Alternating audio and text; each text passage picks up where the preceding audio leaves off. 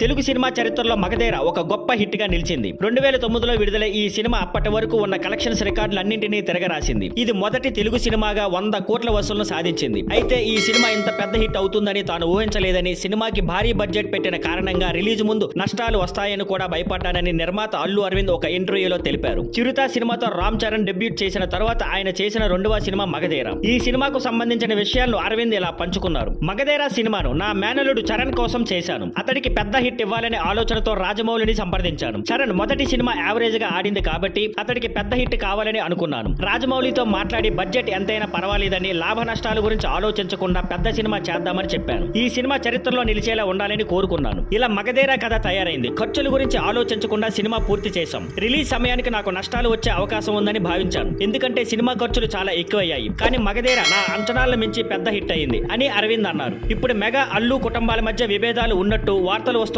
సమయంలో ఈ వ్యాఖ్యలు ప్రాధాన్యత సంతరించుకున్నాయి. చరణ్, అల్లు అర్జున్ ఫ్యాన్స్ ఈ వ్యాఖ్యలపై సోషల్ మీడియాలో వాదోపదాలు చేసుకుంటున్నారు. చరణ్ కోసం అరవింద్ ఎంత చేశాడో చూడండి అని బన్నీ ఫ్యాన్స్ అంటుంటే, గీతా ఆర్ట్స్ లో చిరంజీవి ఎన్నో బ్లాక్ బస్టర్లు ఇచ్చారు కాబట్టి దానికి ప్రతిగా చరణ్ కు హిట్ ఇవ్వాలని అరవింద్ మగధీర చేశాడు అంటూ మరోవైపు వీడియోలు పోస్ట్ చేసి కౌంటర్లు ఇస్తున్నారు. Thank you for watching. Please like, share and subscribe.